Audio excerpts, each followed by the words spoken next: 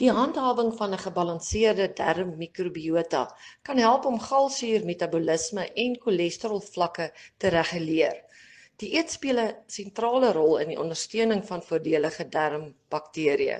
'n Veselryke dieet wat volgraan, groente en ook peulgewasse insluit, bevorder ook mikrobiese diversiteit.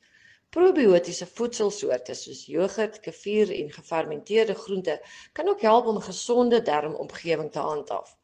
Boonop beklemtoon onlangse studies die potensiaal van probiotika om cholesterolmetabolisme te ondersteun deur galsure te verander en cholesterolabsorpsie te verminder.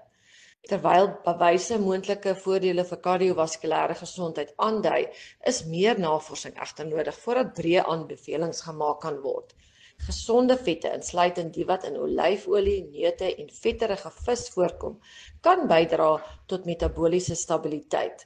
Gereelde fisiese aktiwiteite is ook gekoppel aan 'n verbeterde darmmikrobiota samestelling. Omgekeerd kan verwerkte voedselsoorte wat hoog in suiker en verfynde koolhidrate is, darmbakterieë ontwrig en ook natuurlik metabooliese gesondheid negatief beïnvloed.